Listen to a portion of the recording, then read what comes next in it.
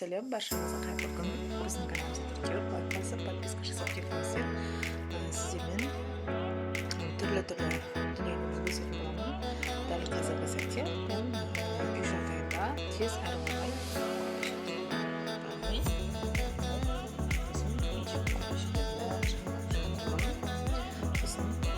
сырттарын әдемі қаптағышпен қаптап қоятын боламын.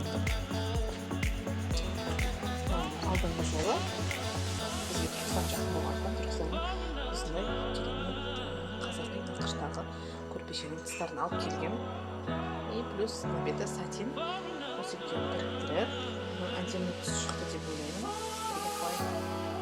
Осылай әдемі түсті қазір көрпешенің бәрін менің жасап жатқан дүниелерді ұнаса лайк басып, комментарий жазып,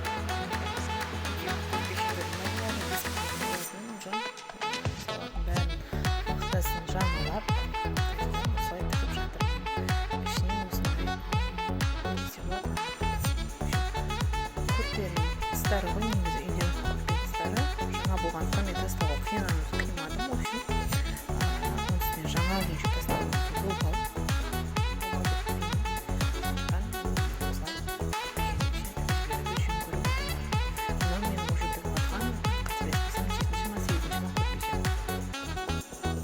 Бәрін әдемілеп қаптап, сіздерге видеоның соңында қалай шыққанын көрсететін боламын.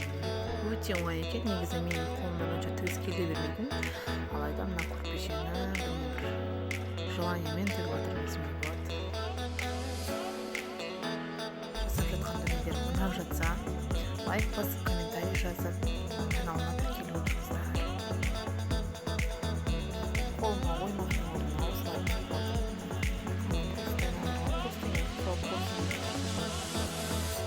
осымен ыңғайламаған сосын сіздерге бір лайфхак. Мынандай жерде тігесіздер ғой, тіккен кезде дәл осы жерінде мынандай түйнек болып қалады. Соны короче кішкене қалған кезде жаңадан жеп мастырды қосып маған түйнекке саласыздар байлап.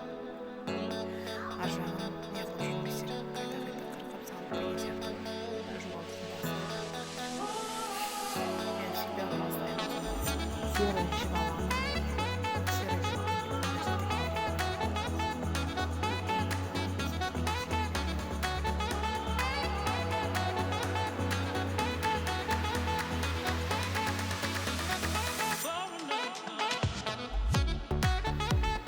Осылай аласыздар, қараңыздар.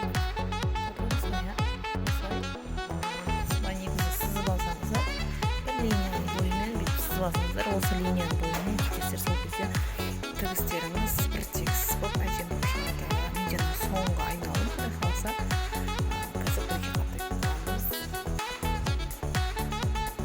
Осылай үйде көрпешелеріңіздің бәрін өздеріңіз сөгіп мақтасын түптіріп тазалап қайта тігіп алсаңыздар, бір өздеріңіз шомылып алғандай жаңаланып қаласыздар. Ішінде мақтасы жаңаланады, одан қалса көрпешеңіз де новыйланады деген сияқты ғой. Дым қиындығы жоқ екен, тігіске вообще жоқ деген менің өзім. Қараңыздар, қаншама көрпешемді тігіп новыйлап тастадым.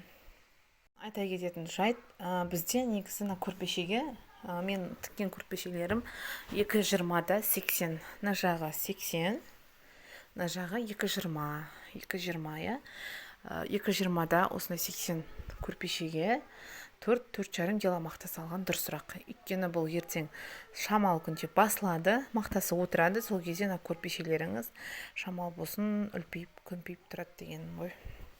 Егер одан аз сап қоятын болсаңыз, ол уже болмай қалады. Ал мінекей достар, біздің көрпешеміз дайын. Полностью біттім. В общем, мына менде 8 көрпеше тіккенімен 6-ауын бірдей қып тіктім. Қонақ көрпеше қып, ине жібім шашылып жатыр. Әдемі шықты. Қалай, сіздерге ұнады ма? Баға беріп отырыңыздар. Мына беті сатин, мына беті кәдімгі қонақтың отырғанға төсемін. Мына бетін қонақ келсе, жатқан кезде төсесек болады, сатин қып. Өзіме қатты ұнады тіккен көрпешем.